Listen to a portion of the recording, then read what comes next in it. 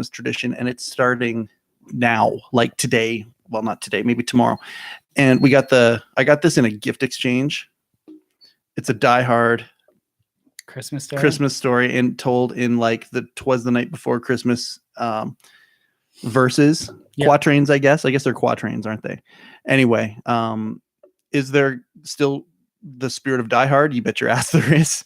And so we're going to do that every year. So that was my prop to start the day. And it actually says yippee-ki-yay, motherfucker, which I'll cut to the end. No, you know what? I'll read the first line of the book, and then I'm going to read the last line of the book. Die Hard, by the way, a Christmas tradition I've had long before it became a debate whether Die Hard was a Christmas movie. I always thought Die Hard was a Christmas movie, and I've watched it every probably 20 years. I would think. You read that, and then I'm going to tell you a little secret about yours truly, Colin Cutler. All right, I love it. So we've got a picture of John McClane. Just a couple more people have joined us. If you're wondering what we're talking about, we're reading from a kid's Christmas story called Die Hard. Yeah, kid's Christmas story. So this is the first line of the Die Hard Christmas story. 'Twas the night before Christmas, and up in the tower, everyone was partying except for one wallflower. And if you watch Die Hard, you got to show the okay illustrations. And the party not being a very good storyteller. Yeah, it's John McClane, and he's up in the tower. And we're just going to cut right to the end, and we're going to give the last verse of the Die Hard Christmas story that I've got for my granddaughter. So there's a picture of a limo taking off and an ambulance, and John McClane and his wife are reunited.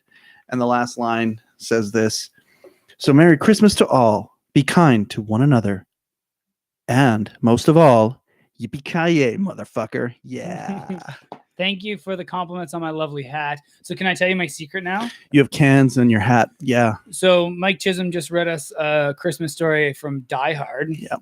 And I'm going to be honest, I have never watched a full Die Hard movie in my entire life. Oh, my God. Ever. Oh, you were in for a treat, my friend. Die Hard is the greatest Christmas movie of all time. It is so damn good. All right, let's get this bitch started. Yeah. All right. Welcome, everyone. This is the World of Gray podcast. In a world divided by black and white arguments, we are here to explore the world of gray. I am Kelowna's Cougar Meat Kid, Colin Cutler. I am the as of yet unnamed Mike Chisholm, and I am so happy to be here for our Christmas edition. Maybe this is Christmas edition. Maybe we do another one closer or on the day or something. On Christmas? I'm open to it, man. Time for that, or anyone would watch that. I'd be open to doing it. Watch. Anita says I should watch all the Die Hards, but by New Year's. Maybe I should. Maybe I'm on holidays. I'm just saying the first one has a charm of its own that sets itself apart. The other ones are okay, and I mean, like, they're okay, like, but number one is really, really good. Sheree would like to say congratulations on your granddaughter. Oh, thank you very much. She will be 8 months on Christmas Eve, and she has my heart. If you look at my Facebook, you will see many pictures of her. Jen Roy's watching this from the living room. This is amazing. That's efficient right there. That is really efficient. That is like, hey, babe. Hey, Jen. I love how you but really enjoy. I love you, babe. Yeah, they do. And one of the things that I really, really like, one day we were chilling in Colin's living room, and the Xbox turned on, and the Xbox profile name came up, and it was Jellin. And I'm like, oh, Jen's got a cool, Xbox handle. Mine's Shazamike. And he's like, no, that's our handle. And I realized very quickly it's Jen and Colin together, and you call yourselves Jellin. You're Team Jellin. Yeah. And when you were talking about this podcast today, I'm like, oh man, I think maybe, I don't know if I can do today because I've got a whole bunch of things going on, and I'm catching up on some things because I was a little bit ill, and I said, but I can do tomorrow, like Sunday. And he's like, no, that's a Jen Colin day. It's a Jellin day. It's a Jellin day. And I was really delighted by that. Colin and I are both very into our women that we have as partners in our lives. Correct. And that's one of the reasons why we connect so well. Kyle Sebastian, you still here? Kyle Sebastian. Blink once for no, twice for yes. Cougar Meat Cutie. Jellin, yes. Jellin is but sometimes we're not so Jellin. No. You know when we are Jellin though? Yeah. Road trips. Oh yeah, my wife and I too. We're very good on road trips. So all the people with significant others out there, how do you do on road trips? And if you have significant others, right up there with moving in together. Yeah, you need to do that before. Happen. Yeah. And you need to try it out before you take that coupling and make it conscious coupling, because the road trip test, I believe, is one of the fundamental tests of any couple. Yeah. I think moving in together too, because a lot of Well, people, yeah. feel like, oh, it's too early to move in together. Fuck that. I move in together as soon as you're comfortable, and you know the questions have been floating around there, and just see what happens. Oh, what if we move in together and we realize we can't stand each other, and then we leave each other? Well, it's better that you figure that out sooner than later, because What's the alternative to that? yeah, what's the alternative? You wait 10 you years, just and date figure and it then out? get married and then just okay and Kyle, I love you. Kyle, you still here? Kind of. Kyle is enthusiasm as I can get from Kyle. there's a thumbnail of Kyle being here Kyle, right there. you gonna watch my Facebook Live? Well, but his presence, in my opinion, gives us credibility. so Mike Chisholm, Hello, sir. There's a lot of shit going on in the world, and you know, as somebody that really wants to get this podcast going at a later date on a broader scale, And we will. and we will get there. I've got plans. But the work that is involved in doing an opinion show or alternative news show, which is not what we strive to be, but it's the same kind of concept when it comes to research, is that you have to research. Yeah. And the problem is nowadays, or today specifically, don't know what side to even fucking look at anymore. I mean, there's a lot of things that come with this. Yep. Off the top of my head, Trump pulling troops out of Syria. Yeah. Like, what the fuck? Isn't that what we want? No, we not want people in Syria. I don't know, don't man. we? Sorry, what I mean is, don't we want to get away from wars? Yeah. Okay. I mean, now I'm again on this issue here. I will tell you where I got Touch my my information from. cans. I got my info. Touch my Yeah, it was worth it. Totally worth it. Where I get my information from, two sources: Yeah. Google News headlines. Okay. Okay, and I fully admit that they are headlines, and then the Stephen Colbert Show. I'm a big late show fan. Yeah. Holdover from the Letterman days, and now I watch Colbert. And it was funny the way that Colbert presented it. And again, I'm not a fan of mocking things just for the sake of mocking things because that's your team. Mhm. But the way he portrayed what was happening in Syria is that the American troops still had a mission. Sorry, bro. And they that Trump pulled out because the Russians want to have a victory in Syria, and they were pulling out so the Russians would get that victory in Syria. So that's my question. Is that And it? Is that what it is? I Is don't he know, pulling out but that was because how of he Trump portrayed it. or because of Russia? That's how he portrayed it, and Putin's that little bitch. who knows? But I don't know the answer to that I don't question. know. What do you people think? And we don't have to talk about that. It's No, the we're talking about holiday Christmas. season. We could talk about Christmas. And Yeah. the commercial. You know what? I had to shut the radio off. Did someone just say slave one? Is it what did What? she? What is that? Oh, it's slam one. one. I thought it was slave All one. right. And I'm You like, gotta hey do what man, the people ask. I got slave one right here the for problem you. is now I'm off balance. You got to the beer. You got to take it. We'll put the cans back once we empty it. Oh, No, okay, you okay, we're gotta doing take- this? I'm off balance. Well, yeah, but that's I not a bad can't. thing. Oh, did you hear that? Oh You gotta shit! open yours and we're gonna drink these. But I'm not a together. beer guy. I don't drink beer. Oh. So I'm just gonna go like this. Hey, cheers to you, sir. Lost in it. Mary, Mary. We had a great poker game here about a week ago. We sure did. That was a lot of going to fun. the casino tonight once this beer wears The off. casino. Casino. Yeah. Never do that anymore because I can't really afford it, but I've saved some money. I'm on vacation and I Yeah. deserve it. Damn it. Damn it, you do. Damn it, you do. You we had a great poker night here though. I was out. I fun. came out ahead. Did you come out ahead that night? Yeah, I won like $30. Yeah, there you go. Yeah, and I played pretty well. Yeah. I haven't been in these house games. Sometimes it's hard for me to play well because the stakes are so low. Yeah. You know, a 15 raise is just like your typical feeler. Yeah, raise, that's where right? you're. Yeah, absolutely. And then when we play these cash games, a lot of times we buy in for $20. Sure. So it's hard, right? Especially like when people play really tight. Yeah. Because I'm like, well, fuck that shit. Like we went to Yeah. a friend's house, my cousin's friend's house, and there's a kid there. He put in $20. He Mhm. folded for like an hour and a half, and then he won $10 and was like, "Oh, I gotta go home because I gotta get up early." Well, why the fuck? Like, Well, if he you enjoyed can't the afford experience. to lose $20. Yeah. You should not be playing poker. Like Sure. if $20 is going to break the bank, and I lost money that night because me and my cousin Brand were the only ones actually betting. You were keeping the. and you we were were- just we were just trying to keep it interesting. But yeah, here it was great. Everyone was betting and calling, and it was like wild, wild west. It's the kind of poker I like. Absolutely. I had a natural. Am I allowed to do this on Facebook? Oh, Okay. who cares? Okay. We're doing it. 7 people watching. Yeah, all 7 of you. But you know what? We usually get a couple hundred views after the fact. Oh, it's nothing against that. No. 8 people's great. We don't even usually have this many people watching. Yeah. We do this for us, don't we, though? We do. We do it for people that want to watch it, obviously. Yeah. What'd you think of the jacket there? You can't even tell in there, but it's a silver velvet jacket. This is the Christmas jacket. Ooh. Super red and silver. It's a little fuzzy, a little furry. Much like myself. Very cougar meat of you. It's like my pink velour tights. Oh. I have legit. Oh, no. Legit pink. What did I just say? Velour. Yeah. I was like, why did I forget that now? I have legit pink velour tights that Harmony from Vancouver made for us. Oh my God. A Hurricanrana in those must be amazing. The problem, yeah. Or a head scissors I'm just saying you come out of that and you're like, whoa. There's a comedian that has a joke where he's like, next time I get in a fight, I'm going to start trying some of these pro wrestling moves. Yep. He's like, next time I get in a fight, I'm head scissors coming at eye level. It's going to throw you off your game for a second. I'm going to climb on a table and jump off and try and elbow you in the face. Nate Dogg. I need to wear ridiculous hats every time because I think more people are tuning in just to see what's going on with this hat. I know, man. And then they're like, oh, they're just talking about bullshit.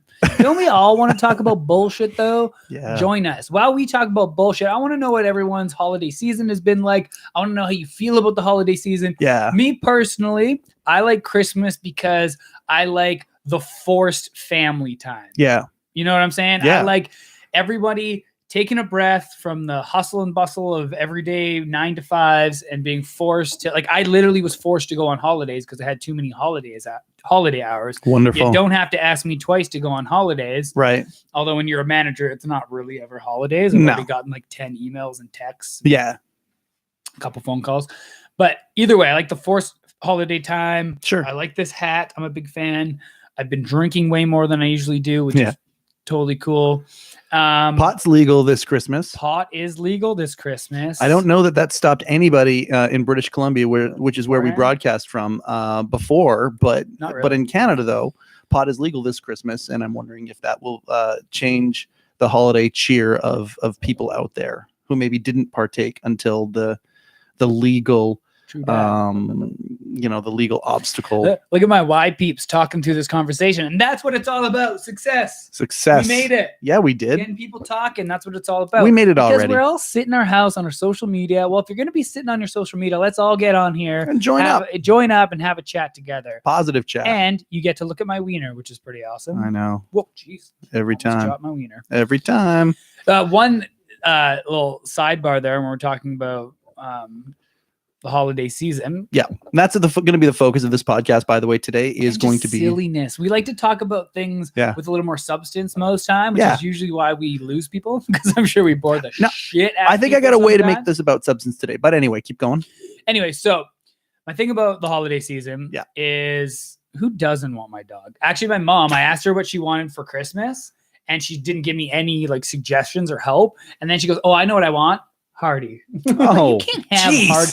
You can have him for the night because we got other plans. But that's a hell of a request right there. So can I have your dog for Christmas? I love your dog. I'm in the car, and I don't usually listen to advertisements on the radio anyways, because I don't like it. But I had like this existential frustration. Sure. It was a commercial where it's just a kid like, supposedly, I guess, on Santa's lap, but it's radio, right? Mm-hmm. I don't want a fire truck, and I want it, and I want a race car, and I want it, and I want, and I want, and I want. Come on down to the mall and get everything your kids want. I'm like, holy fuck, this is the culture. Yeah. This is the culture we've bred. This is the normality. Yeah. This is where we're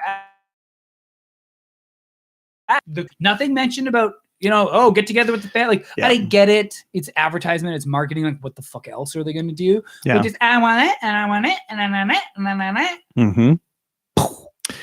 I believe it. If you, okay. I just lost 6 I don't want to just pretended to blow my own brains out, which is probably not cool. The emphasis on blow. I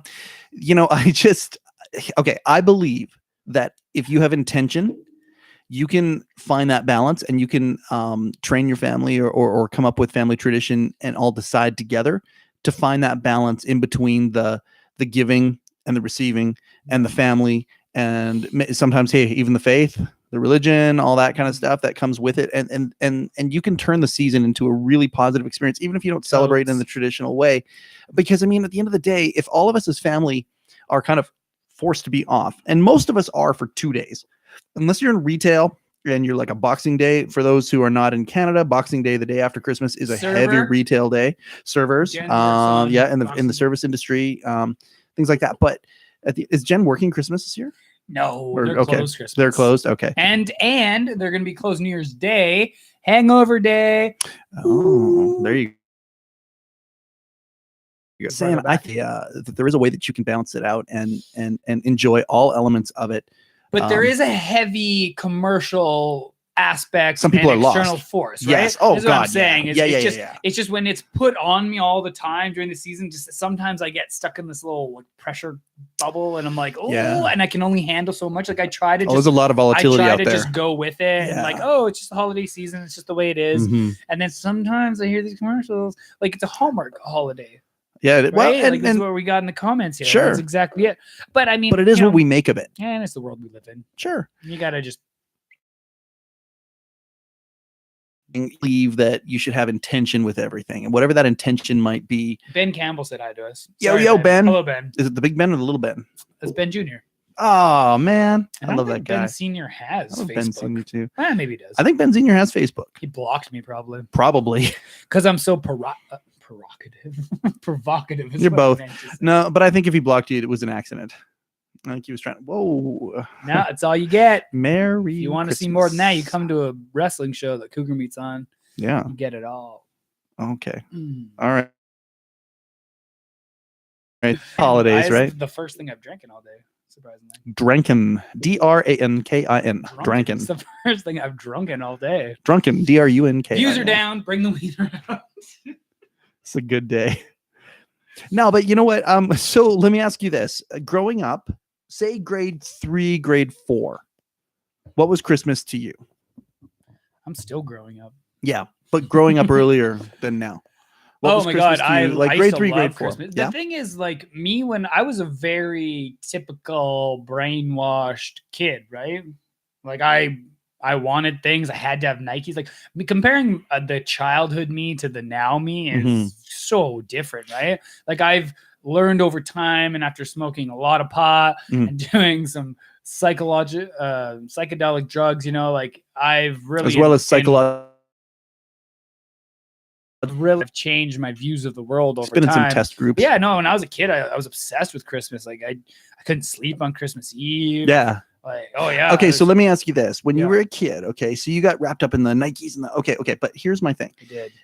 Were you grateful no matter what was under the tree, or did you go past that, like a notch past that, and go, if you didn't get what you wanted, you were disappointed on Christmas morning? 100%. See, I never had one of those. Yeah, that's great. I never had one of those, and my mom. You're a good person since day one. I guess. I don't know if it's a good. I don't know if it's a good person. It was like I say, it was intention. My mom, and I'm that guy, and I'm sure you're that guy too. That it feels better to give than receive. Oh yeah. I'm the guy who like even happened yesterday. When I'm at the point where because I married into a family who didn't celebrate Christmas at all from a religious standpoint. Like they don't even. Yeah, and so they don't celebrate Christmas. Well, yeah, that's correct. And her broader family. They are a faith on the Christian side that doesn't celebrate Christmas. I like it. Yeah, and so it has really made things intentional. And there are some people who just at the time of year I like to give a gift to. I love giving gifts. I love giving things to people. One of the things I try and strive to be is kind of generous. My mom taught me that when I was a kid, and I not only buy into it, but it feels good. So yesterday at the office, I pulled something out of my collection, one of my many collections of things. And it was something that this guy just didn't even know it existed. I put it in a box, I wrapped it up, and I gave it to him. Yeah. And I didn't know if he was going to take it home, when he'd open it or whatever. So he opens it, and across the office, I hear him go, "Oh!" And he comes running over to me, and he gives me this huge hug. There's no feeling like that. Oh, that sound wasn't because he was watching porn at his desk? Not that time. Cool. Not that time, which is why I kind of ignored it at first, because I thought it could be it. But no, he he introduced me to a show. If I can do the first of what is going to be many segues here. Have you ever heard of a show from the UK called Naked Attraction? Never. Okay, so there's this show on the UK called Naked Attraction. You can watch it on YouTube, uncensored, okay? And here's this show. It is a classy kind of reality dating show on a studio similar to that of Who Wants to Be a Millionaire or I don't know, something like that, very Obviously. shiny and very Okay. produced and all this sort of stuff. And Alright. it's 5 boxes, these kind of long kind of boxes. Okay. And I'm not making this up. There's 4 seasons of this shit online, and it is captivating. And what happens is you've got a bloke or a lass standing there, and they're there with the host, and there's these 5 boxes, and there's obviously people inside these boxes. Okay. Okay. So the first thing that It's happens like a little is human advent calendar. kind of, well, wait till you see what happens here. It's a dating show. And so Dating. they ask the person, and it's very, very classy. And they're like, hey, what are you looking for in a mate? It's very serious. And Yes. they talk about this, and suddenly they're like, okay, we're going to start. And all 5 of the boxes go, and they raise up to just waist level, like right to the belly button, Okay. completely naked. So the first thing you're seeing is either the guy's penis or the woman's vagina. That's the first thing you're seeing. What? All lined up. Now, here it is. They have to choose by there. genital? Okay, hold on. So now we talk and go through all of them, all 5 of them. Oh, I like this one because of this. Oh, I like this one because of that. And they talk about it, but it's very positive and very like almost happy. Everyone's happy to be there. And then one gets eliminated. And so now there's 4. Next lap They should have called goes it up again, Genital attraction. right? Then it goes to the next part, like where it's like neck down. Okay. Talk But about still talk penis about and vagina? everything. Okay. Like it just keeps Just going no up. face. No face, not yet. Face is last. Then we talk, and another one gets eliminated. Then it goes, and I think you see the head, and then one gets eliminated. Then the voice, and then them actually saying something, and it's boom. There you go. You've chosen. Now you get to go on a date. And then it, right? This is Interesting. a real Which show. is usually Real the show. opposite of what happens, because usually you meet someone online, then you hear their voice, Yeah. then you get to see their face in person, totally different than the profile pic. Then eventually down the road, you get them naked and see their genitals. Shows the opposite. I'm just saying, this is a real show. Okay, I'm lost. I heard penis and vagina. Okay, Basically, to sum up- naked attraction. to Look it up on sum- YouTube. To This sum is a up, real show. you get to see a penis first, then eventually the face, then you choose your date. In That's a the reality competition dating That's show the that is show. real. Watch it on YouTube. show. Naked attraction. Fuck. It is surprise. It's captivating because There was- everyone's happy to be there. Like it's not anyway, you got to watch it to I understand. like it. Anyway, that's Something to do during your holiday season. So if the you're same bored. person who I gave that gift to yesterday introduced me to that, and it was a delightful surprise. And half our office was watching it. We were talking about by what 10 a.m. Christmas. What does Christmas mean to you, Charla Morrison, who is a new friend of Big West Wrestling's? Yeah, She's Love driven us- Charla. She drives us around sometimes. and Very- Invasion very Wrestling, nice of her. And Invasion. Invasion Championship Wrestling, man. My bad. Well, and Thrash too. She's in the Okanagan now. She's Yeah, hanging she's out. in She hangs out Okanagan. with us. Yeah. She's a good chick. Wrestling photo. Can you say? Can I say chick anymore? I don't mean it derogatory. I say it. Chick. I hear girls say chick. I say dudes and chicks. I say guys and dolls. I say, also have this thing where I'm trying not to say "Hey, you guys" when Me it's too. mostly women. yeah. Because I feel like it's rude, but it's just I'm 30, and that's just kind of what everyone has always said in Yeah. a group of people. Yep. And then one of my staff, who's a female, she's always like, "Hey guys, hey," to women. Oh yeah. So it's like I just don't. But then you I don't find know that where to one. fall. You find that one that's like it. we're not guys. Anyways. And serious, and you almost want to like your stuff goes up into your body, and you almost want to get the HR person right beside you and say, "Okay, I'm Anyways. sorry. I recognize that you're not guys." Charla did Oh, yeah. have. Oh, she loves us both. She did have a Aw, comment what here. a sweetie. Christmas to her means pajamas. Oh, 100%. Love that. Me Stink. 3. So last year's Christmas was the first Christmas where I had no family in town. Like no Other than Jellin. Like Jellin was here. Jellin and Jellin was Jen's mom together. came over for breakfast, but Sure. my dad was away. My mom didn't live in Cologne at the time, Mhm. and we just stayed home. I love your mom. It was awesome. My Yeah. mom's pretty awesome. I She love her is. too. She gave birth to me though, so I have to. She But- didn't to me, and I choose to. She's Right. fantastic. She's an awesome Yeah. lady. She's helped with Invasion. She did bartending. I know. My mom's a cool chick. She's like Yeah. almost 60. Not quite. I shouldn't say that. She's Not gonna by be mad at me. heart. She's gonna Not in mad her at me heart, if I said her man. age. But yeah, you wouldn't know. No. And she's crazy. And Yeah. like in a good way. Yeah. She like super active. She is part of a figure skating club that just won gold on the coast. Can she do an axle? I don't even know what that is, but probably. Cool. Oh, hilarious story. Okay. So my parents are divorced now. My dad's remarried. That is hilarious. That's one of the funniest things Yeah, I've yeah, ever yeah. heard. That's not the funny story. Oh. Anyways, when my parents were still married, I'm just supporting you. when we were kids, my mom's gonna kill me for telling this story, but hey, maybe she's not watching. She's actually at work right now, so no, she's not. Saturday, she could be watching. Anyways, so when we were kids, my mom used to figure skate, and then she hadn't been figure skating when we were kids and growing up or whatever. Yeah. We get a phone call at like 2 a.m. My mom's in ER because she snuck out of the house in the middle of the night to go skate with some friends and fell and cracked her head open. I'm sorry. I know it sounds awful because she cracked her head open, but obviously she's fine now because this is like 20 years ago. That sounds like a Kirsten Wiig movie. It's so funny. And then so my dad gets this call like, your wife's in the ER with her head.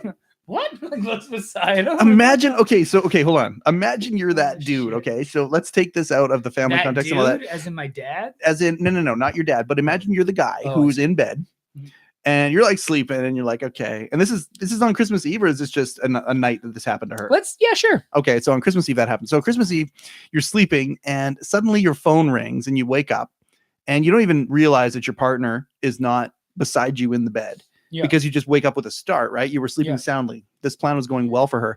And you pick up the phone and it's the hospital saying your partner. Yeah. And imagine that split her head open and she's down here in the ER. And you look over and you're like, no, my partner's right. Imagine that feeling of what the it's fuck? Okay. Still got her groove back. How is she not in bed with me? Like what? What she's do you worked mean? out She's the kinks out. Since then. She's worked out the kinks and she's back. No, I appreciate that, but imagine you being that guy.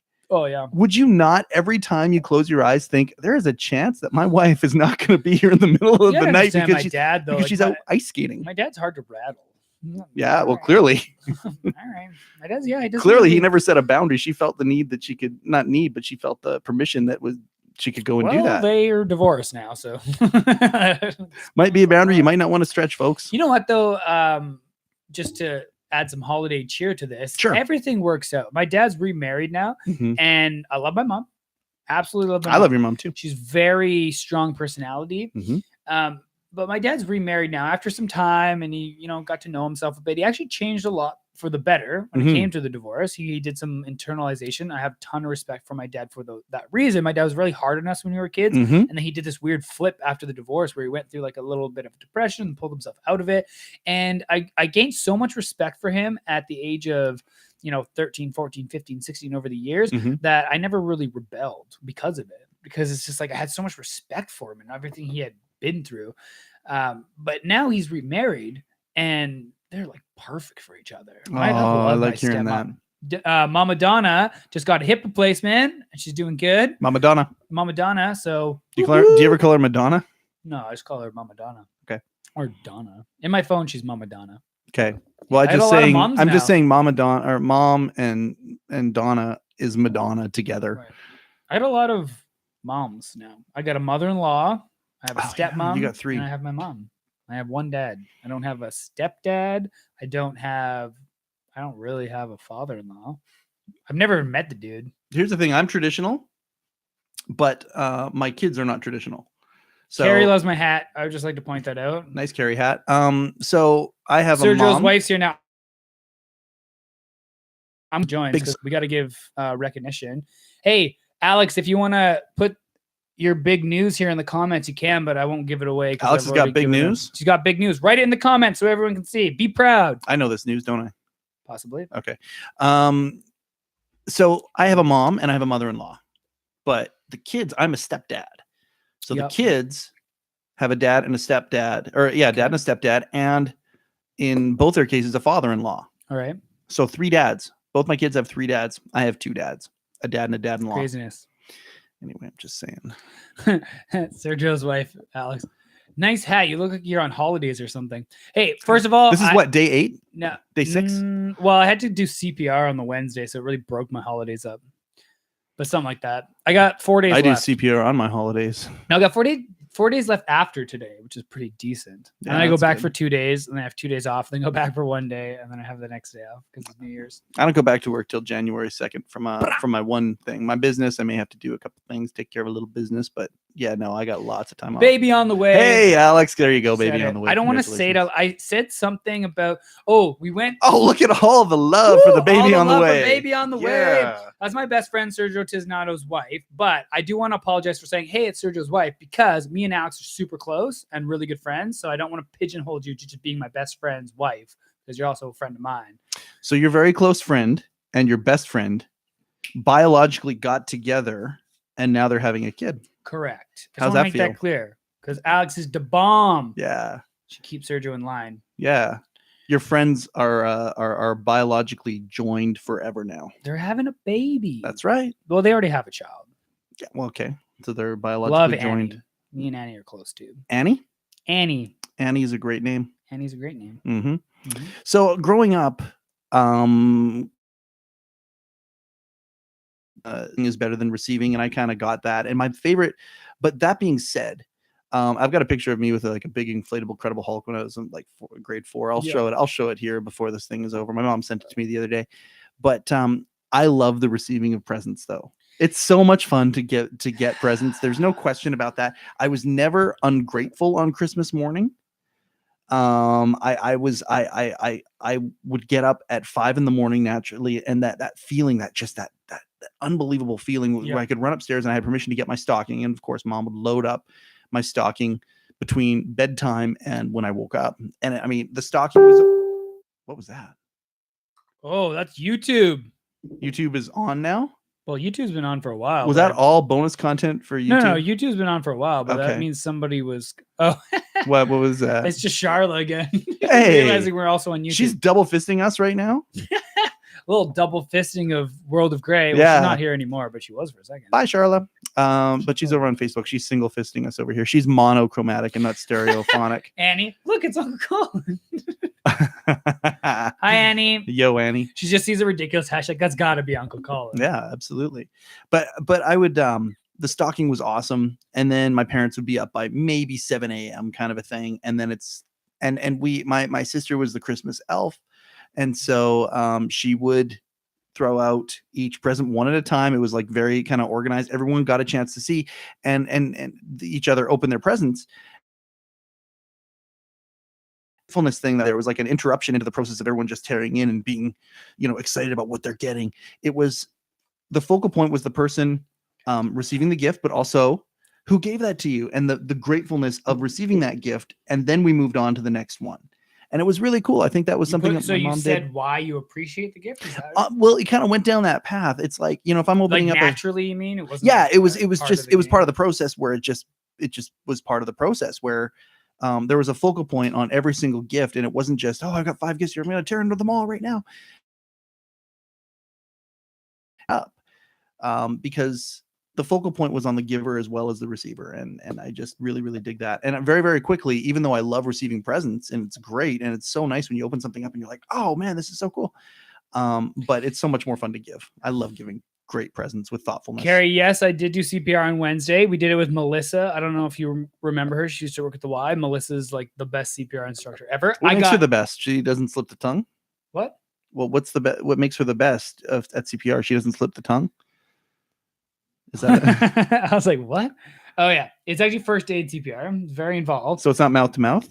It's not mouth. Well, no, you use pocket mask. That's probably why. It's probably a lot of people getting tongued. Yeah. So now they have the mask. Yeah, that's a very ineffective method or effective method. You got to do the CE grip. You got to seal the mask, right? Okay. So you got the C here that seals the top. Yeah. And then the E, which holds the mask in with the thumb, but then you put the little E claw on the jaw so you can tilt. It looked like you were holding up a human heart right there. Well, okay. Some things. But yes, we did CPR on the holidays. Is the goal not to break someone's sternum? She was asking. Okay. No, they say sometimes you will. Yeah, no. I've actually heard that Heimlich if you don't break ribs, for the most part, you're probably not going deep enough. Yeah. Fucked up.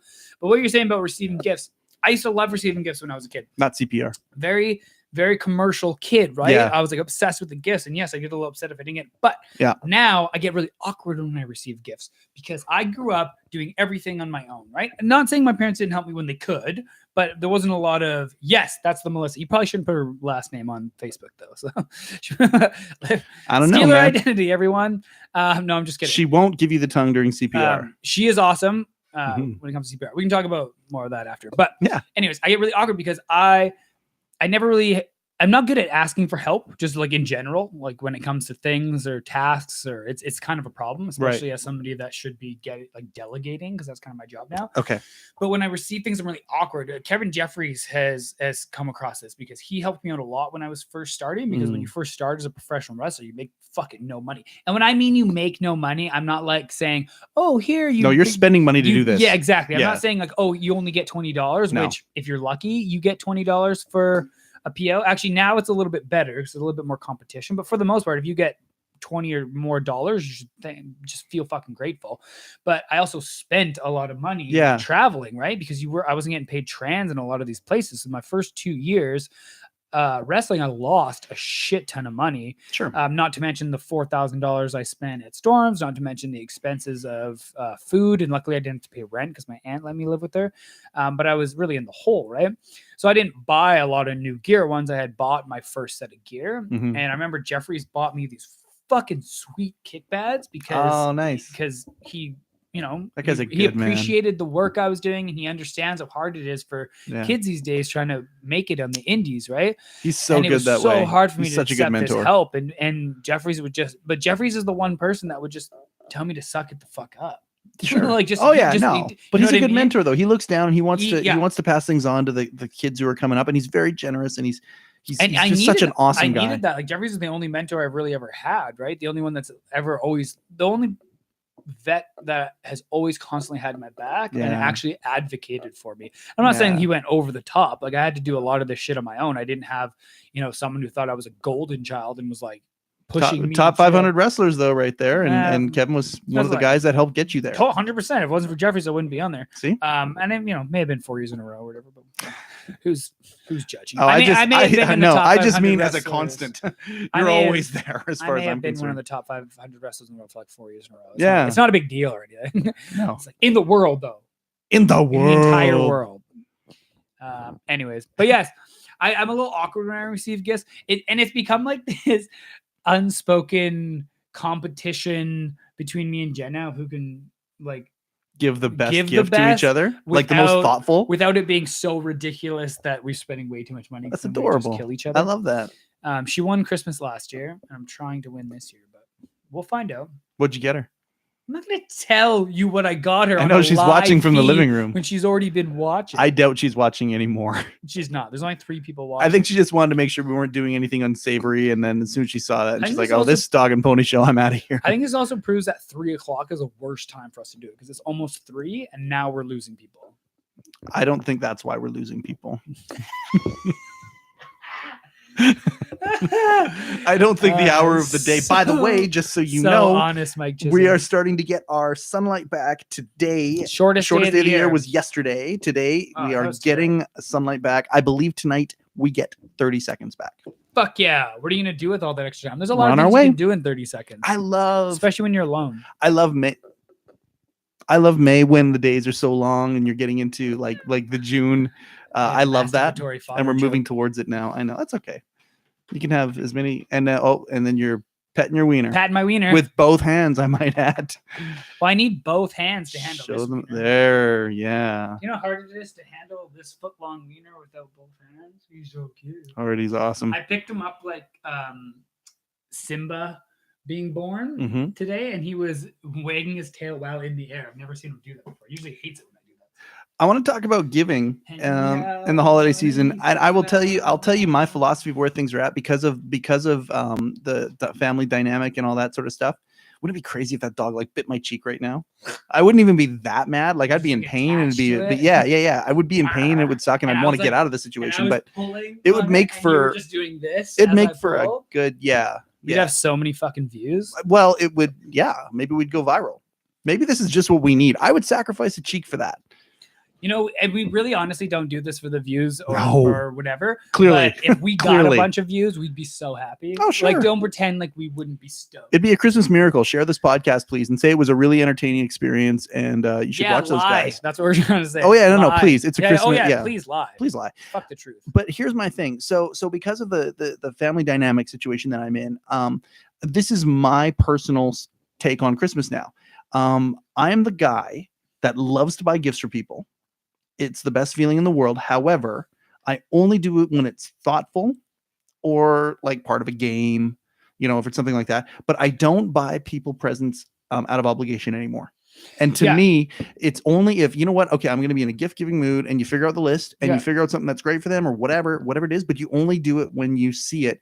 And what I've done is I don't do that through Christmas, although I do focus on it sometimes at Christmas. I do it all year round. Yeah. So now anytime, because I'm trying to be thoughtful for my family and kind of back off on how I was raised when it comes to the Christmas stuff. So now as I go through the year, if I see something that somebody would love, I grab it, I'll wrap it up, and I'll give it to them as a present throughout the year.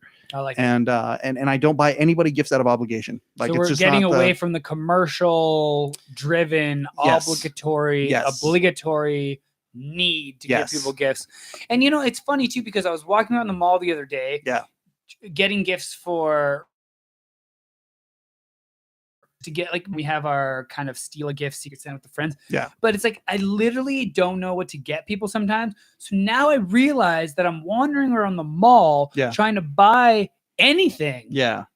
Like people don't need and it. I hate that feeling. I will never have that feeling again. And it's just, to me, this is the problem with our consumption world, right? Is that we just buy a bunch of shit we don't need because we're being told that we need to do that. Yeah. And then the problem with that is that there's a lot of waste. So, and then we're like, oh, I don't know why the ocean's so fucked. Well, and then there's that aspect of it too, right? The buying the needless thing. But I'll tell you my secret. When it comes to having to buy an obligatory gift, I'm not talking about Christmas. I'm talking about like, oh shit, we're going to this wedding, or oh shit, this is happening, and we got to bring something because it's the thing to do. I default to a gift card, no problem. So don't get me wrong. I want to do a thoughtful Chucky thing. Lee Ray just joined us. Chuck. Chucky. So if I'm buying like for a wedding gift or a Christmas gift for somebody where it's like, okay, no, we need to do this because of whatever the reason. This couple is important to us. We want to show them support of some sort. I always go back to an experience, to a date. You give them an experience. You give them a gift card to a restaurant of some sort. And whether it's a single person, whether it's a couple, whoever that is, you give like a really nice experience to them. Don't you think sometimes it can be tickets a single person restaurant gift card is kind of a slap in the face? I disagree. It gives them incentive to find a friend, to find somebody and go out and have a shared experience. And maybe even that single person needs it more than the couple because they're not a couple and they need a shared experience with somebody. Maybe they'll take you out for dinner.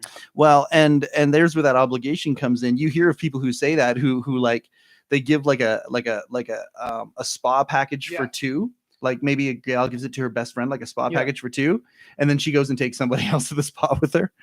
Yeah, where you spend twice as much. You're like, but I'm going too. So well, and that's the thing. Like, did you buy it for both of us? And here's my thing on that. You need to tell them. You absolutely fucking need to tell them. It's up to you. If you're expecting somebody, you give somebody Corey Hart tickets and say, okay, here you go. Here's some Corey Hart tickets. And that person goes and takes their mate or their best friend or someone else. What, Corey Hart, the BMX? No. Corey Hart a BMX? Oh my God. I can't believe you just fucking said that. Okay. So growing up in Canada, there were two artists. I would come home from school every day and I'd watch video hits on CBC with Samantha Taylor because our family was too poor to get much music. And they would have like all the videos, Michael Jackson and all these big songs that would come and go, and they'd have the top charts. Growing up, there were two Canadian heartthrob singers, two of them growing up in the 80s that were like head to head for a couple of years. One of them had an album called Reckless. The other one had an album called First Offense. And they were up against each other. It was Mr. Bryan Adams and Mr. Corey Hart. Bryan Adams became the international superstar that Bryan Adams is. Colin, do you know who Bryan Adams is? I know who Bryan Adams is. Carey Hart. His name is Carey Hart. Okay, so we're not having a debate anymore. Okay, Carey Hart, go ride your thing and do your thing and flip your bike. But anyways, Corey Hart and Bryan Adams were like duking it out on Canadian charts. Corey Hart sang the song Sunglasses at Night. I wear my sunglasses at night, Obviously. Okay. So I was team Corey Hart. He was my favorite artist growing up. But Bryan Adams is the one that exploded and became an international superstar. Corey Hart is going on his first tour in like 20 years. And he is coming to Kelowna, and we have very good seats. And I'm very excited about that. Well, that's good. So that's who Corey Hart is. On the Never Surrender tour. Never Surrender is probably the greatest Corey Hart song, even though Sunglasses at Night went bigger. Never Surrender is probably a better song. Who doesn't wear their sunglasses at night? Yeah. The only present I want is to go see Cougar Meat, motherfuckers. Oh, well. Give the people what they want. It makes sense. That's sound logic. I should just do a live cougar meat strip show for money. Shit would sell. Should you? Should you? How would I set that up? You know what? This is where I think when you are in holiday mode, should you or should I should probably be like your you make a statement and you should just put up the sign. Should I? Like, should I? Yeah, should I? Like that's how it sounds. Should I? Stephen Chadwick and Kevin Jeffries is like, no, you shouldn't, my friend. Are you going to be a mentor to others? Like, do you like with what Kevin? With what? No. And you are. The way that Kevin has been That's literally my job. Okay, no. This is where I'm coming from. Yeah. Kevin Jeffries was a really personal mentor to you, where there's like a really personal relationship where you go to his house, you pay respect to the man, that sort of thing. Are you going to be that guy, or are you that guy for others right now? I hope so. I mean, I try. I think now at this point in my independent adventure, I don't like to say career because you have to make money for a career. In my independent wrestling adventure, right, I am trying to give back a little bit more, right? Like I have my couple class of students. We definitely don't we haven't had any new classes since the 2, but I try really hard to mentor. Now the difference in me mentoring staff compared to me mentoring my wrestling students is the sternness, I guess, or the lack of sugarcoating. I don't want to say it's not lack of empathy. I have empathy for everyone starting out in wrestling. Wrestling is a really tough business to get anywhere and to learn, and it's, you make no money while killing your body just as you learn. Sure, it's a little more painful than college. Well, not financially, but you say potato. I think they're different kinds of pain.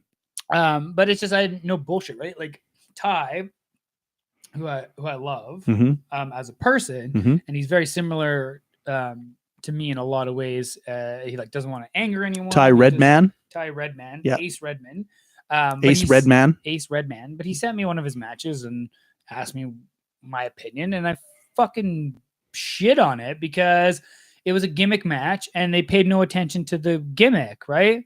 And if anyone's wondering what the fuck I mean by gimmick, is it was a something on a pole match, right? It was this club on a pole match, which is like a specialty match, right? I like the idea of a something on the pole match where you don't know what's up there, but you're gonna go up and find out.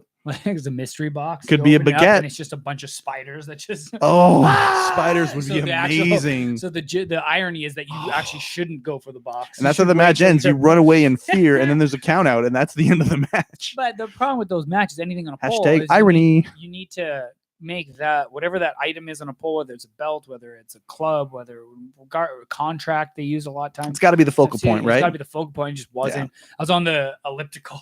And I was like getting madder and madder and like going faster and faster on this elliptical. So Ty Redman gave you a better workout because of his ineptness in that particular match, focusing on the pole. And then when I get home, I wish my wife would focus on the pole sometimes. A message like this. I always wish she'd focus on the pole. So he gave you a good listening to. Penis joke right there. Well. And I sent him like a book describing exactly how that match should have went. Even saying like, at one point, your fingertip should have just been there and it hits the pole and the pole just wavers a bit right as you're about to grab it. And then Davey comes and grabs him and pulls him off, maybe a power bomb or some shit. Yeah, but they did not do this. Like, no, they did not do this. This is what I'm telling him. And then right as he goes to get power bomb, he just gets his hand on it and it fucking sways. And then boom, they both go down and that thing's still fucking swaying. So this is the Wrestling Psychology podcast. Merry Christmas. Yeah, right. Merry Christmas. No. But I mean, I try. And that's the thing is that I think I didn't realize it coming up, and young wrestlers, I say people as a general term, young wrestlers don't realize that people is a general term. I don't want to say veterans because I don't like that term for myself. But the ones that have been doing it for a while, the experienced wrestlers that have been around for a while and that learn under fire and learn from their mistakes. Right. When they're hard on you, it's because they don't want you to make the same mistakes they made, or they don't want to. I don't want to sugarcoat it to a point where it's like, well, that was really good, just a couple things, blah blah. Because then you're gonna keep doing the same stupid shit. Yeah. Right. Well, there's no question. Now the thing is, did you say it with love? Of course. There you go. You say it with love. And I've got a like mentor in my life, and she is stretching me right now. She's one of the great ones of the world, and I work for her. She's like a Vince McMahon or a David Letterman or that gal who ran Vogue that did that movie on the Devil Wears Prada. That gal, like Oh, yes. You know who I'm talking about? Like a high powered, high intense individual that thinks at 30,000 feet is trying to literally change the world. And that's the perspective she comes from. A lot of people say, oh, I'd love to work for Vince McMahon, or I'd love to work for someone like that. But no, not necessarily. Like, don't be careful what you wish for. You work for somebody like that. You work for somebody like that, and you are going to get intensity to the nines thrown on you. And but the mentorship of that. And I know people who have worked for Vince McMahon and they absolutely have loved the experience. And I know people who have worked for Vince McMahon that are like, oh, that guy, he's this and he's that. And they complain because they cannot take the heat of a personality like that and the ego. And that is something where I'm being stretched all the time. And she is a mentor to me. And she will let me have it the way that you let Redman have it. And I got to tell you, I appreciate it because she comes from a place of love. And even working for her for like 7 months, I am a completely stretched individual from working for for someone like that. And I think when you're a mentor to somebody, you owe it to them to do that. It is safe to say Kevin Jeffries did exactly what I'm describing to you many times in that relationship that you have with him, correct? Correct. Yeah. So my my one and only work mentor, the only is my mentor I've had since I started with the YMCA, and she probably won't want me saying her name while I'm at. Well, no, Kelly, Kelly, don't worry, we're gonna keep your name safe. But the GM for Downtown Y and KFY, Kelly, you just said her name. I didn't say her last name though, so people can't look her up. And you just said it too. No, that was the thing. I thought we had the thing going here where I was saying it, and you're like, yeah, I'm not gonna mention her name. And I'm like, yeah, Kelly, don't worry, we're not gonna mention your name. It would have been the thing. I did not get that. Nah, you didn't. This is clearly we don't plan anything. So hashtag holiday mode. Normally Colin nails those things. You want to know the authenticity of among other things? Improvisation. Yeah, what he said when it comes to this podcast, that was perfect right there. But she's literally mentored me since we started because she just got into a management role as I came on. Like there was a turnover. Yeah. And she's managed me since day one. And she will tell me what needs work, right? She's fairly nice about it, but stern. Like but she does it out of love. She chose the line well. Yeah. But then sometimes after kind of I don't want to say dumping on me, she's not dumping on me, but like saying all these things that we need to work on. Sometimes speaking her truth. Yeah, speaking her truth. There you go. Say, oh, you're doing a really great job though. I don't want to be misconstrued. Yeah. And I have to keep telling her like, no, I need more of that, if anything, because my personal training instructor, the girl that taught my personal training course, Corey Tout. Yeah. There we go. Last name. Shouldn't have done that. I Corey. Still use her as a mentor to this day. Every time I see she does occupational therapy. She does kinesiology training as well for people that are work with ICBC, like rehab claims. And I still see her around the Ys every once in a while. So I still use her as a mentor. But she was no bullshit. Lance Storm is no bullshit. Yeah. Funny guy, really nice guy. Don't get me wrong. But he will tell you when something's terrible. One of my favorite stories from camp was when because Adam Fedek, who was my Don't worry, Carrie, you're fine. That's funny. Adam Fedek. She won't. Nobody. Carrie, you're Kelly's fine. not watching this. Calm down. Trust me. She's way too busy when you're done talking down about and watch an hour of me talking in this stupid hat. Yeah. Plus, she's probably helping run the downtown line. I think she's drunk. So hold on. One of my favorite stories when we were in camp was Adam Fedek, my original tag team partner of the Californians. We were planning tag matches. I wasn't in his, right? I was doing something else. But in camp, you would do these practice matches, right? Yeah. And he goes, so Lance, this is what I'm thinking. I'll get the guy to put me in the sharpshooter, and then I'll crawl over and I'll make the hot tag, which is tagging your partner in, out of the sharpshooter. And he's like kind of excited about it and really want to tell Lance. And that's a great spot. Lance just looks at him and goes, yeah, that's terrible. I disagree. And well, you're not. If you can make it to the ropes, you can make it to get tagged. No, it's terrible because then what do? You got to like break the hold and come around. Like there's just no intensity of it, right? So it makes. But and FedEx like, I got a scenario where I he can makes make it the tag out of the sharpshooter. Right. That's terrible. All right then. Just sure that's what you just. I remember one time I showed this. That's submission. terrible. That was the notes. That's that was terrible. The notes. That's what I. I was waiting for the rest. That's what he said. That's terrible. That's terrible. All right then, and then you just go back and you start from scratch, right? Can we make that not terrible? Do I know how to make it not? Can we come up with a scenario where that's not terrible? All right, so I've got one. Non-wrestling fans are now going to leave. Oh, okay. We don't have to do it now. We can do it another time. We can write the note. Hey, how can we make tagging out of the sharpshooter not terrible? And that'll be a topic of a wrestling podcast. I think really the only thing you can do in that situation is they make the tag, you look behind, you drop it, and you do a big pivot, and then they do the first clothesline. But it's really okay. I had a different idea. It's really not the best. I had a different idea. So you're in the sharpshooter, right? And like you're in agonizing pain, and you're coming over, and the audience like wants you to see the tag, and then you make some dramatics out of it, and you like your tag team partners are stretching, and you get over there and you make the tag, and in that time, the other tag team partner has come around on the apron and beats the crap out of that person on there, even though they're the legal man, and now there's hijinks because they made the tag and that person's not legal. Your hot tag, because your hot tag is. No, I'm not saying you do it for a hot tag. You do it for heat. You could do it as a false. You do it for heat. So as he's about to tag, then that guy pulls him off, and you just miss. Okay, but if they're doing it for heat, and now the other guy is the legal man, but now they're both, and then there's a comeback that happens. I mean, you could do it, and the other guy is the legal. If you're gonna run a double heat and then he comes back in, you just run a heat on that guy. See, there you go. There's where I'm coming from. I don't think it should be a hot tag. You shouldn't plan matches. Did you guys do it as a hot tag?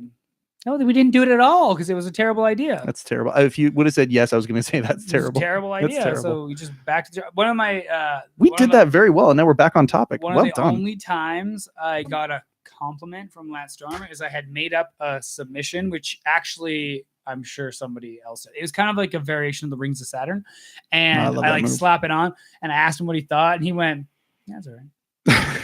And I was like so happy. Like that was the best compliment I ever got from Lance.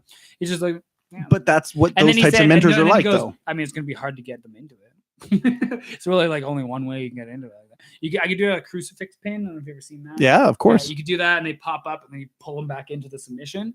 But he just goes, I don't really know how else you're going to get into it other than that. But just that, as soon as you go, that's all right. Fuck yeah. Well, hey, and when you have a mentor like that, when they say something like that, you take that praise and you really cherish it. I think we live in a society these days where praise is given out. And don't get me wrong, I love to have a team. I run a couple of I'm a team leader in a few areas of my life, and I love getting people excited and getting them all wanting to gel and work together. Yeah. But there are special praises that come out. Like there are ones that are like what you're saying. Now, I don't start from 0. Yeah. So, 0.5 is a massive compliment. I start at like 7 because I want a positive work environment. Yeah. But then I can go up to 10. And when you get a 10, you're like, whoa. I'm the same way. Hopefully. And at work, it's a little different. Like I'm going to mentor my staff a little nicer than I'm going to mentor my students, where I have there's no real backlash from me saying whatever I say, because if they don't like my fucking opinion, don't listen to my opinion, and you're still going to get booked, and you can still go and run your matches. If I talk to my employees like that, they quit, and then I'm fucked. So, Lack bash could be a shirt. Lack bash instead of backlash. Lack bash. But on the note of mentors, holiday season is a good time to reach out to the mentors, the ones that have meant something to you, visit them, give them a gift if that's what works. I went and visited Kevin Jeffries. He ended up giving. I was so jealous when I saw that. I wanted to be in that room. But Kevin Jeffries is a great guy, and I honestly don't visit him as much as I should, because I feel the same way. I want to spend more time with that dude. See him that's what I'm saying. He's always good stories, always a good guy to just chill. But that's exactly it. Is you should always go visit the ones that mean something to you, whether it's family, whether it's your mentors. But that's what the holiday seasons, in my opinion, are all about. The gifts are subsequent. They're a bonus. Right? Make them a surprise. That way you're happy every time you get one. They're not the main unexpected. Point. Make them unexpected for you, but go and brighten somebody's day. And everybody does that. Everybody will have their day brightened. I agree. Except for the a-holes. Because they choose not to participate. Except for the assholes. They will be bored. They will be ungrateful. See, gratefulness is the thing. If everybody just has gratefulness, and then it just turns into empathy for each other, and we think about each other, it all goes around and it all comes back. Is that true? The rings of Saturn are actually a planet that never formed? That's rad. That's rad if that's the case. Oh, I know what I'm looking up later. I wish I had a ship that you could take and fly through the rings of Saturn. Like it was such an awesome ship that it would just go, and it would just go woo, woo, woo, woo, woo, through all those asteroids or whatever they are, the hunks of rock that make up the rings of Saturn. If it is hunks of rock, maybe it would collect all the gas as you go through. We're getting some shit down. Trump, my love. I voted for Trump. You mad liberals? Oh my God, this is amazing. We have a troll. He's not on anymore though. So that's too bad. I can't respond. Is the problem with trying to manage both Facebook Live and YouTube. Yeah. I'm so sad. I'm glad you voted for Okay, Trump. Good for so you, man. I'm No, gonna we re- were just I'm talking gonna about the way things respond were to this. covered. We were talking I'm about the gonna way things were respond covering to this Syria. anyways, even though this guy's gone. I'm not a liberal. Nope. Not 100% sure what that means in this day and age, because if you look at the Democratic Party in the States, Yeah. it's a fucking abomination. Here we It's go. center left at best, Yeah. in my opinion. Yeah. When even your political party, Jesus, even when your left political party I like politician party. won't vote for Medicare for all in the richest country in the developed world, the fucking issue. Yeah. There are things we can do for ourselves that Right. for each other that are just standards. Is Like somebody lives in a house, we want people to live in a home with Right. with you know, and most people do. in the United States, People should have other things as well. There are more empty houses than there are homeless people. Yeah, see, That's pretty fucked up. There's a way and to figure it A lot out. of that happened under the Obama administration, which was liberal, sure. right? Yeah. So I would never slap my name on a liberal party. You just want to solve problems. Yeah. That's all we exactly want it. to do. You could maybe It's not a call liberal me- conservative thing. Let's solve Yeah. problems together. Let's could- find the best ways to solve problems. Maybe call me progressive if you're going to start labeling within that realm, because I want to see progress. You also want people's Weird, freedom, so that right? makes that you want Yeah. people to have freedom, so that makes you a libertarian. Dare I? Social freedom. Yep. Yeah. Yep. A social libertarian. See, and I We like can talk capitalistic about- freedom, which is a conservative. I'm literally a mix between the two. Right. I would probably be, you know what, my natural inclination would probably make me a little bit Republican on the side of I like smaller government. I like those things. But then again, there are social standards that I just think need to be, everybody gets this, healthcare being one of them. That is very much a liberal standpoint. So, I mean, I'm such a mixed bag. And where's that party? Where's the party where you're like, you know what, let's just take every issue as it comes? Can't have third party. Well, we're doing it in Canada. It's not really working out that well. Yeah. The other thing too is he's asking if we're mad because Trump's in power. No. I we're think he's talking Canadian. I think he's talking in Are we just mad cool 'cause speak. we're- Are you liberals mad just mad? liberals? I think everyone's a little bit mad. Are you I think mad liberals, I man? think a lot, Like big time liberals, you know? That's what I think it is. You mad liberals? He's like, oh shit, I worded that wrong. Sorry. I meant, are you very liberal? I don't Yeah, know. no. Not Has are you nothing to do angry with- liberals? has Are nothing you to do with you your mad emotional liberals? You state. guys are big time liberals, aren't you? That's amazing. Yeah, I voted for Um, Trump. Good That's what for he you said. voting No, for Trump. That's what he said. Hey, you know Live what? your truth. I literally, here's where I come back. Hillary was no better. You're Hitler? probably- Hitler was way worse. Hillary. Oh, Hillary. Oh, yeah. But I see what you're getting at there. Yeah, no, you know She what? probably killed just as many people. Oh, come on. Okay. that's- Millions? Okay, I don't know maybe about not that. millions. But you know the thing about Hitler, Too far. I think Hitler. Too far. Well, if you add structural violence, I guess she's not Well, necessarily. but the thing is, though, there are so many people, not so many people, there are others out there who are not looked on the way that Hitler is looked on, like with the vile disgust, like kind of Right. universal disgust that killed way more people than Hitler. Well, I know, and this is I actually Way there more. was when I was in high school, I talked to this kid because I didn't know anything, and I talked to this kid who was very, very smart. And you talked about just all these genocides that have happened that Yeah. are way worse than the Holocaust. yeah. But there's also a psychologist, Dr. Gilligan, James Gilligan. I'm I pretty sure. cannot help you with this other Anyways, than provide It's, other alternatives, Yeah, maybe. he deemed a term called structural violence. Terry Gilliam. Yeah. And if you actually factor, so structural violence basically means that it's anytime human beings die because the collective majority of power doesn't solve problems to prevent them from dying. So these are problems that are preventable, Sure. that are chosen not to be fixed or corrected or whatever because of selfish self-preservation, right? Yeah. And if you factor all these deaths in, we are literally causing holocausts every year.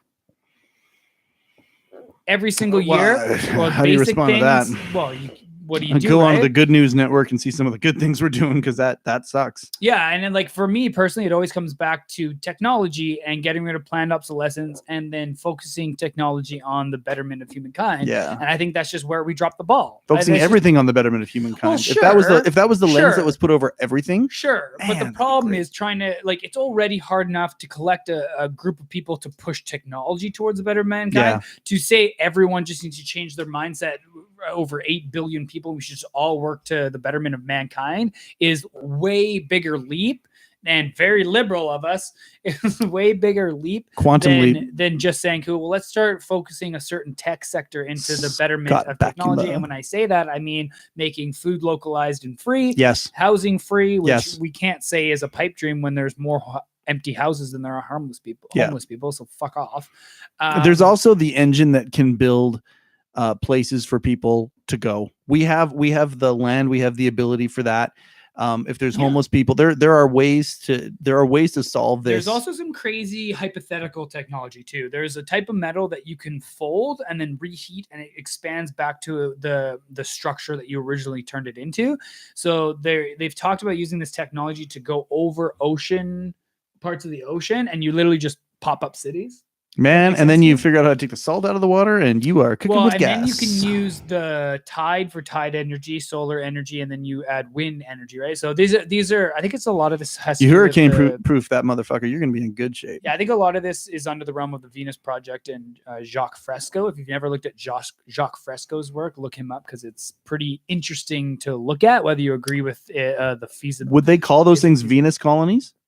Well, it's Venus, Florida. And then people could be Venetians who live there. Setting up that Venetian line. Right? I was setting up. I didn't think you'd get me there, so I just got me there. You got the Venetians. Yeah, you know. But yeah, I mean, I'm sure if that's what we want to call a liberal. Yeah. This is the problem, right? And I was talking to... How many people are on Facebook? I want to be on the other side again. Yeah, because there's nobody on this. I just love that somebody trolled us. That's I love that too. We still got 3 people on Facebook. Opioids is an issue too, and I'm glad you mentioned the opioids, so we can actually... put During Christmas? Okay, we don't have to talk about it. Opioids are bad. Don't go out and have Christmas opioids. Smoke marijuana. Have Christmas green, not Christmas opioids. But this is the problem. I was talking to my dad about this. And I don't want to just keep saying tribalism because that's also an umbrella term and it gets overused sometimes. But there is this tribal instinct that we have, and the issue nowadays is, say you have, this is the example I give my dad, is the progressive left are all about pushing Medicare for all. This is the number one reason I will allow people to categorize me as a progressive. Okay. Because if a main platform of the Progressive Party in the United States is advocating for Medicare for all, I'm on board. Yeah, absolutely. Everyone should have Medicare for all. But the opposite of progressive is regressive. However, who wants to be regressive? Training instead of but. However, if tomorrow 99% of the Republican Party changed their platform and said, "Hey, Medicare for all is a good thing," all the lefty liberals will go, "No, it's not. No, now that we thought about that's a problem. Now that we thought about it, that's a problem. Medicare for all would never work because you said it would work." Yeah, right? see, and that's why we got to abolish people out of Syria, and you can talk about the logistics of that all you want, but instantly the left jumped on them, and we need to be problem solvers. So now we don't. Government needs to be a think tank. Yeah. A big part of government needs to be a think tank where it's just bettering everybody and solving problems. So my response to Trump, my love. Trump, my love. It's a great name. Sorry, that doesn't sound like a troll name. That sounds like a great name for somebody who's trying to get across what he's doing. Sorry, I don't want to be a typical liberal and just make fun of stupidity, but that's amazing. Trump, my love. You mad liberal, says Trump, my love. I like this guy or gal. I like this person. But I think this is the problem with pigeonholing yourself to one side of an ideology. It's just so hard to change your mind, right? Like when I heard Trump pulled people out of Syria, I was like, that's fucking amazing. And then we can argue the semantics after that, right? Like I don't know much about it. I don't know the relationship with Russia or how that affects her. I don't even know where ISIS is all infiltrated. I know that they're in Yemen, and that's a big problem right now. One of the worst humanitarian crises in history. Actually deemed the worst humanitarian crisis. Is it crises or crisi? Crisi in history. No, I'm asking. I don't know. Did I just make up a word? I don't know either. Okay. We'll just go with that. All right. But you just can't like pigeonhole yourself to an ideology. Just like you can't think Christmas is all about presents, right? You have to form your own opinion about one umbrella termed ideology. You make everything your own. Right? Like Christmas can mean anything just you want it to and mean. Grateful.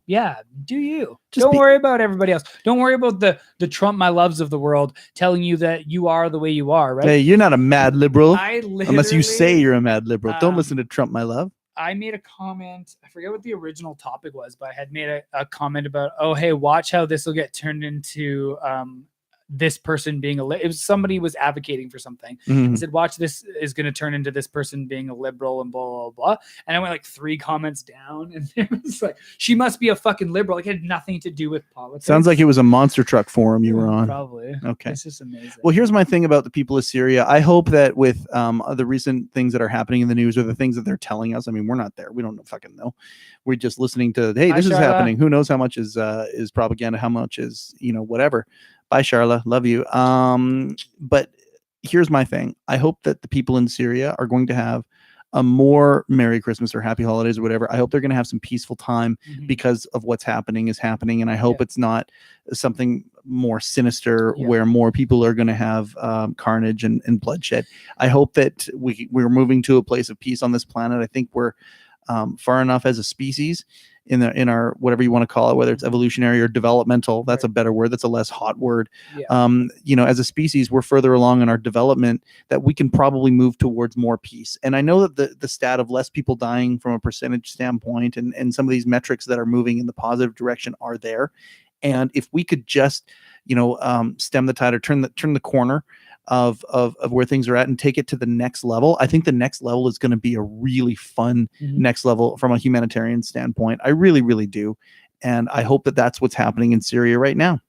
Yeah. And I think one thing to take away from this whole conflict as we close, because I have to go close this up. Yeah. I was just about to do it. Why you gotta call me out? I was about to do this. Perfect. I think one thing we need to realize in places like Syria, where there is war going on, where we have troops in there and we're fighting these terrorist groups like ISIS, is ISIS may be the reason we're there. There may be other reasons, whatever, but there's still civilians, there's still human beings that are in these countries that are being attacked and killed unnecessarily and unjustly and without any dog in the fight. And you see it in Syria, and we're seeing it big time in Yemen right now. And so in this holiday season, take a little bit of time to reflect on these human individuals that are in more need than you. Appreciate what you have, appreciate the people around you, show that peace, show that love. And like I always like to say, be the change you wish to see in the world. For the World of Grey podcast, where we are divided in a world of black and white arguments, we are here to explore the world of gray. I am Kelowna's Cougar Meat Kid, Colin Cutler. I am the unnamed Mike Chisholm. I wish you gratefulness, intention, and generosity. Happy holidays, everyone.